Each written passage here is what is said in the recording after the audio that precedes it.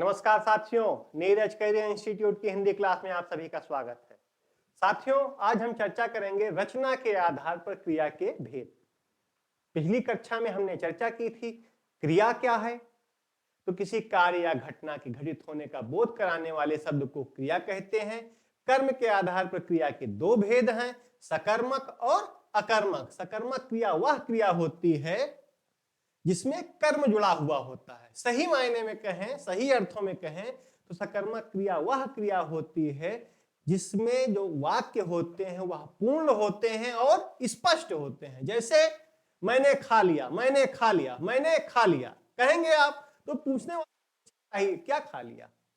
अब आप उसको स्पष्ट करेंगे, मैंने फल खा लिया, मैंने आम खा लिया, मैंने संतरा खा लिया। अब जो ये फल, आम, संतरा, भोजन ये सब हैं, ये सब क्या हैं? ये सब कर्म हैं। और जब आप इनको बताएंगे कि मैंने आम खा लिया, अब वाक्य क्या हुआ? वाक्य पूर्ण हो गया, वाक्य स्पष्ट हो गया। और अकर्मक क्रिया में कर्म नहीं होता। मैं जाग रहा हूं, अब जागना क्या है? जागना अकर्मक क्रिया है। मैं सोया था, अकर्मक क्रिया। मैं बैठा था, अकर्मक क्रिया। ठीक, तो इस तरीके से पिछली क्लास में हमने क्रिया और क्रिया के कर्म के आधार पर जो दिन दो भागों में बांटा गया है उस पर चर्चा की। सकर्मक क्रिया में हमने एक कर्मक क्रिया और विकर्मक क्रिया पर भी चर्चा की थी। आज के वीडियो में, आज की क्लास में हम चर्चा करेंगे रचना के आधार पर क्रिया के कितने भेद हैं। अब देखिए, रचना के आधार पर क्रिया के 5 भेद हैं। रचना के आधार पर क्रिया के 5 भेद हैं। पहला है सामान्य क्रिया। क्या है? सामान्य क्रिया। सामान्य क्रिया में ध्यान दीजिए, एक कार्य, कितने कार्य? एक कार्य और एक ही क्रियापद। एक कार्य और एक क्रियापद सामान्य क्रिया में होते हैं। सामान्य क्रिया में एक कार्य और एक क्रियापद होता है। जैसे मोहन पत्र लिखता है, मोहन पत्र लिखता है, लिखता है, बस एक कार्य हो रहा है, मोहन पत्र लिखता है। ठीक, दूसरा देखिए अंतर कैसे। अभी दूसरा आप देखेंगे तब आपको अंतर स्पष्ट होगा। दूसरा है संयुक्त क्रिया। क्या है? संयुक्त क्रिया। संयुक्त क्रिया में एक कार्य, कार्य तो एक ही हो रहा है, लेकिन दूसरा क्या है? दो क्रियापद होते हैं। एक कार्य और दो क्रियापद। जैसे उसने खाना खा लिया, कार्य तो एक ही है लेकिन दो क्रियापद, खा और लिया। खा क्या है? यह है मुख्य क्रिया। ये क्या है? मुख्य क्रिया। और ये क्या है? ये मुख्य क्रिया की विशेषता बढ़ा रही है। ये क्या कर रही है? मुख्य क्रिया को ही विशेष कर रही है, उसकी विशेषता को ये डिफाइन कर दे रही है। ठीक, क्रिया विशेषण नहीं है ये, ध्यान दीजिएगा। क्रिया की विशेषता बताने वाले शब्द को क्रिया विशेषण कहते हैं, वैसा नहीं है मामला।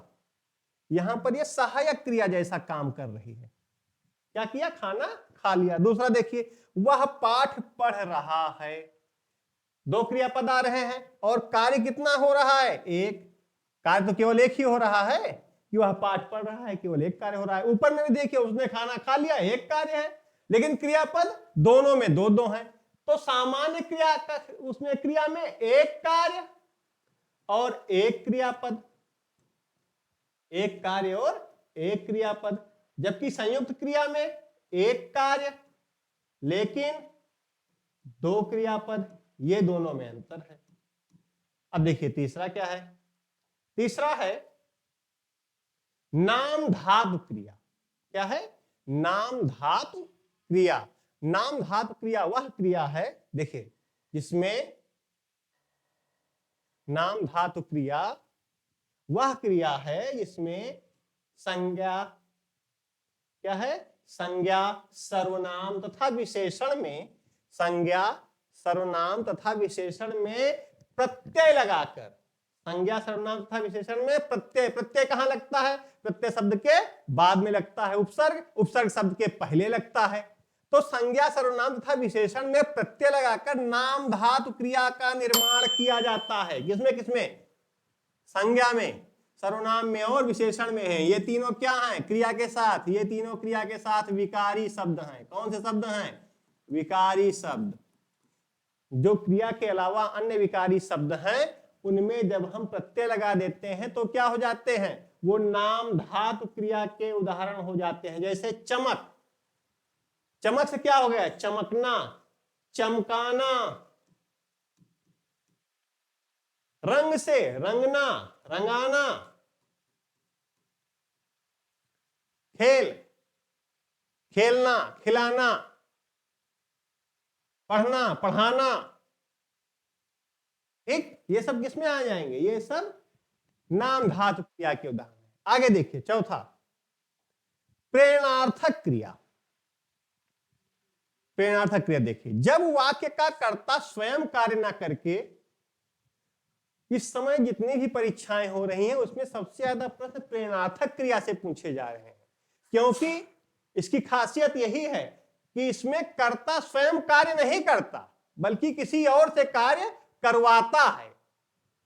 जब वाक्य का कर्ता स्वयं कार्य ना करके किसी और से कार्य करवाता है, स्वयं कार्य ना करके किसी और से कार्य करवाता है, तो यह क्रिया क्या होती है, प्रेरणार्थक क्रिया होती है। क्या होती है, प्रेरणार्थक क्रिया। जैसे मालिक ने नौकर से कमरा साफ करवाया, मालिक ने नौकर से कमरा साफ करवाया, खुद नहीं किया मालिक ने, नौकर से कमरा साफ करवाया। उसने अपने भाई से मुझे पिटवाया। अब पिटवाया क्या है, पिटवाया प्रेरणार्थक, उसने तो पीटा नहीं, उसने क्या किया, अपने भाई से मुझे पिटवाया। अब ये क्या है, ये किसके उदाहरण है, ये प्रेरणार्थक क्रिया के उदाहरण है। करवाया, पिटवाया। मैंने अपना कपड़ा धुलवाया। अब जैसे मैंने कह दिया कि मैंने अपना कपड़ा धुलवाया, ये क्या है, प्रेरणार्थक क्रिया है, क्योंकि यहां पर कपड़ा मैं खुद नहीं धुल रहा हूं, किसी और से धुलवा रहा हूं।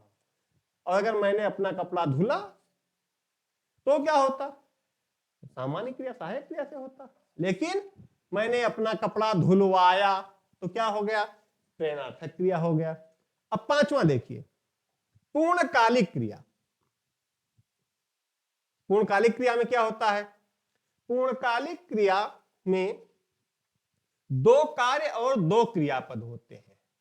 क्या क्या होते हैं, दो कार्य और दो क्रियापद होते हैं। पूर्णकालिक क्रिया में दो कार्य और दो क्रियापद होते हैं। तथा फिर देखिए एक और बात, पहली क्रिया समाप्त होने पर दूसरी क्रिया शुरू होती है। दोनों क्रियाएं एक साथ नहीं चलती, जब पहली क्रिया समाप्त हो जाती है तब दूसरी क्रिया शुरू होती है। जैसे वह खाना खाकर सो गया, पहले क्या किया, खाना खाया, फिर क्या किया, सो गया। दो कार्य कैसे हो रहे हैं, खाना भी खाया जा रहा है पहला कार्य, और दूसरा कार्य सोना भी हो रहा है, तो दो कार्य हो गए, दो क्रियापद, खाना खाया और सो गया। एक सकर्मक और एक अकर्मक, दो क्रियाएं दोनों आ रही हैं। एक सकर्मक है, खाना खाया, खाया क्या है, सकर्मक क्रिया, और सो गया क्या है, सोना क्या है, अकर्मक क्रिया। अब यहां पर दो कार्य और दो क्रियापद आ गए। दूसरा देखिए, चूहा शेर के शरीर पर चढ़कर, पहला कार्य हो गया, शरीर के उसके चूहा शेर के शरीर पर चढ़ गया और चढ़कर क्या करने लगा, फुदकने लगा। क्या किया, फुदकने लगा। चूहा शेर के शरीर पर चढ़कर फुदकने लगा, दो क्रियापद हो रहे हैं। चूहा शेर के शरीर पर चढ़ा और शेर के शरीर पर वो फुदकने लगा, दो कार्य हुए, दो क्रियापद। शेर के शरीर पर चढ़ा और चढ़कर क्या किया, फुदकने लगा। पंडित जी ने कथा कहकर हवन कराई, पहले क्या की, कथा कराई, और उसके तुरंत बाद क्या किया, हवन कराया। दो क्रियापद हुए और दो कार्य हुए। तो जिनमें दो कार्य और दो क्रियापद होते हैं वे पूर्ण क्रिया के उदाहरण होते हैं। तो आपने देखा सामान्य क्रिया में क्या होते हैं, सामान्य क्रिया में एक कार्य और एक क्रियापद, अंतर देखते रहिए।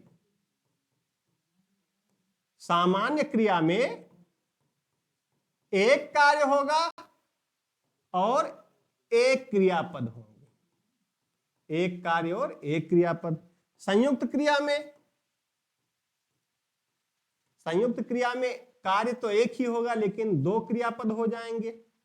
और पूर्णकालिक क्रिया में, ये तीनों में मुख्य अंतर, पूर्णकालिक क्रिया में 2 कार्य होंगे और 2 ही क्रियापद होंगे, 2 कार्य और 2 क्रियापद। और इसके अलावा जो 2 हैं, नाम धातु में संज्ञा, सर्वनाम और विशेषण के शब्दों में प्रत्यय लगाकर नाम धातु क्रिया बनाई जाती है, और जब कर्ता द्वारा स्वयं कार्य न करके किसी और से कराया जाता है तो वह क्या होती है, वह होती है प्रेरणार्थक क्रिया। तो इस तरीके से हमने देखा कि रचना के आधार पर क्रिया के 5 भेद हैं: सामान्य क्रिया, संयुक्त क्रिया, नाम धातु क्रिया, प्रेरणार्थक क्रिया और पूर्णकालिक क्रिया। अगले वीडियो में हम एक नए विषय पर चर्चा करेंगे, हमारा एक नया प्रकरण होगा जिस पर हम चर्चा करेंगे। तब तक आप सब लोग हमारे YouTube channel Neeraj career institute पर हमारे पुराने वीडियोज भी देख सकते हैं। आप हमारे एप्लीकेशन नीरज करियर इंस्टीट्यूट पर भी हमारे वीडियोज पा सकते हैं। एक बार फिर से कहूंगा, हिंदी नजरअंदाज करने वाला विषय नहीं है। जितनी भी प्रतियोगी परीक्षाएं हो रही हैं उसमें सब में हिंदी के प्रश्न पूछे जा रहे हैं। हिंदी को गंभीरता से लीजिए, एक दिन के पढ़ने से हिंदी में कुछ नहीं होने वाला है। हिंदी को भी अपने पढ़ाई में सतत प्रक्रिया में उसको शामिल कीजिए, उसका प्रतिदिन अध्ययन कीजिए और अपनी प्रतियोगी परीक्षा में बेहतर रिजल्ट पाइए। बेहतर रिजल्ट पाने से सीधा सीधा आशा है कि आप अपने लिए, जो आपका एक अभीष्ट है कि मुझे एक सरकारी नौकरी मिले या मैं इस परीक्षा में सफल हो जाऊं, आप अपने अभीष्ट को हासिल कीजिए। इन्हीं शब्दों के साथ मैं अपनी आज की वीडियो यहीं समाप्त करता हूं। अगले वीडियो में आप सबसे फिर से एक बार मुलाकात होगी। तब तक के लिए आप सभी को नमस्कार।